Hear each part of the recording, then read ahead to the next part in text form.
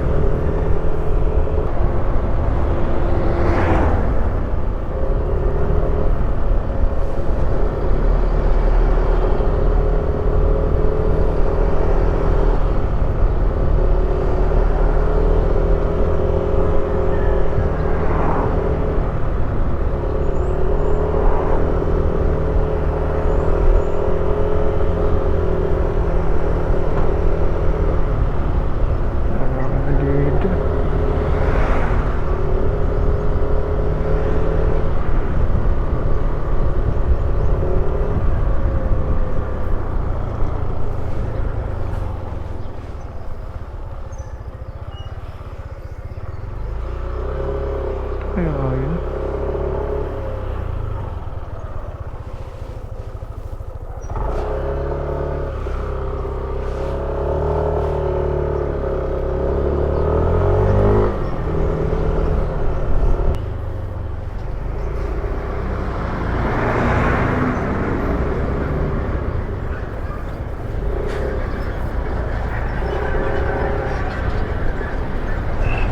Sir, good morning sir.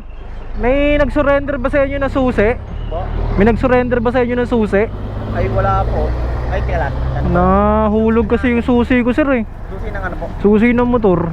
Ganito ba? Oo. Yung the remote sir. Tanong ko sa mga ako. Sige sir.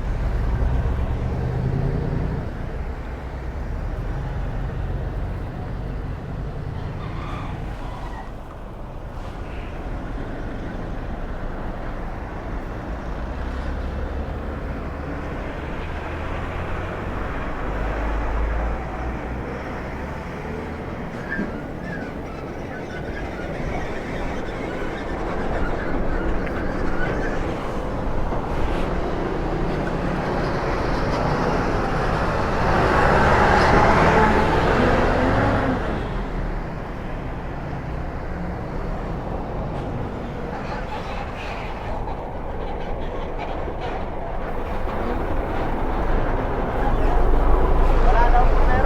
Oh no! Sir? Wala naman sir, nagbabaka sakali lang sir. Saan pa ko kayo dumaan sir? Dito sir, galing ako dyan sa may ano, arko. Tapos nag-blink siya bandang dun na sa may taas eh. Dalawang beses na akong bumalik, di ko na makita sir eh. Kaya baka napulot na ng iba eh.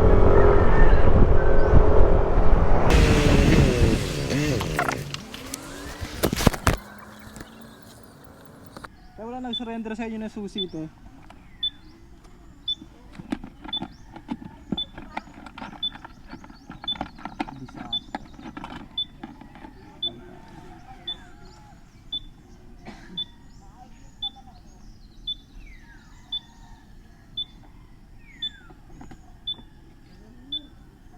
Nahulog yung susi ito.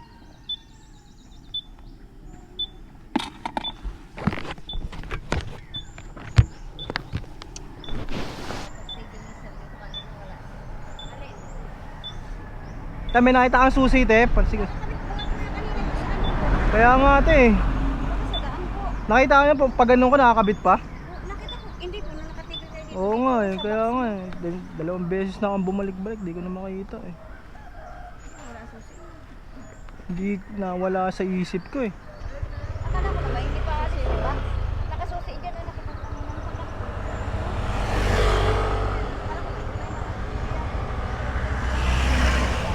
Daan. Nawala nga sa isip ko eh.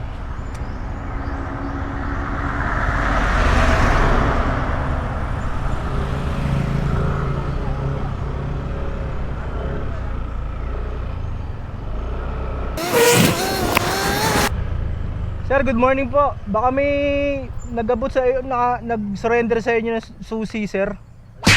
Wala. Susi na motor, sir. Nahulog eh. Sige, sir. Thank you po.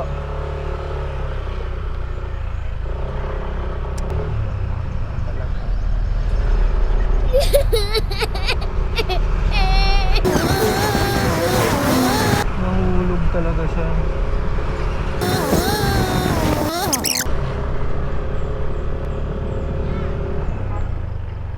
Ayun po ba yung nag-arap ng susi? Oo, ma'am. Nakita mo po ba? Salamat. Naku. Diyos ko po. Ay, naku, bakit tinatawag ka rin po? Ganun pa lang kayo. Oo nga eh. Thank you po. Salamat po. Buti nakuha niyo, ma'am. Buti hindi sagasaan.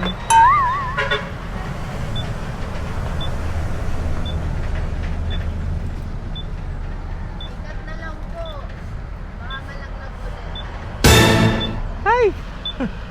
Gusto ko na umiyak eh. Layo pa ng pinanggalingan ko. Galing pa akong Tagig eh. Ma'am, thank you po. Salamat po. Thank you po.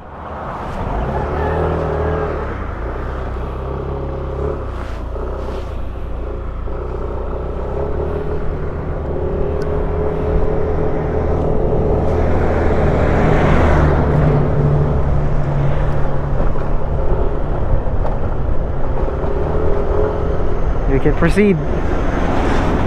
Yawa. Thank you, Lord. Thank you very much.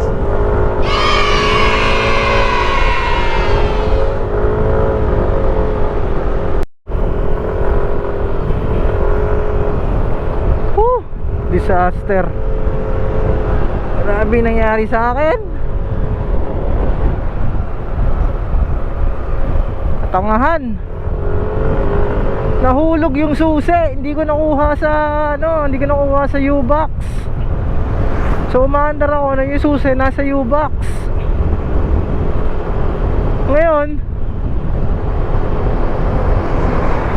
buti napansin ko na nagbi-blink na yung yung indicator na malayo na yung remote sa motor.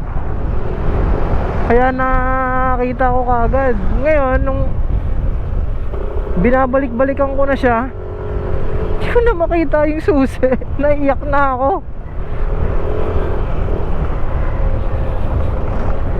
Buti na lang nadampot nung mga nagtitinda doon malapit sa may kanto. Nandito ako ngayon sa may Tagkawayan eh.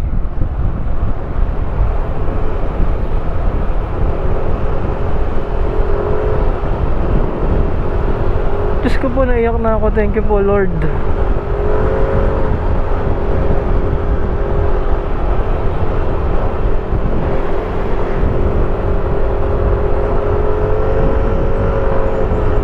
Ay.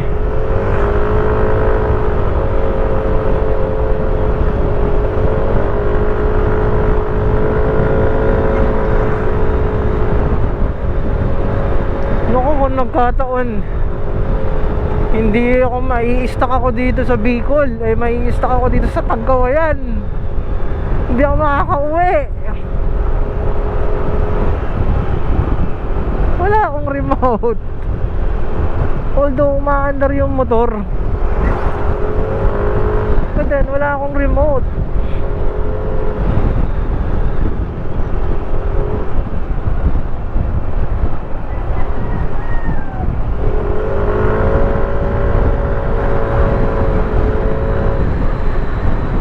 Thank you pa din kay Lord.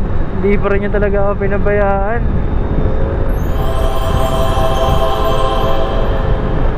Oh my goodness. Katangahan nga naman.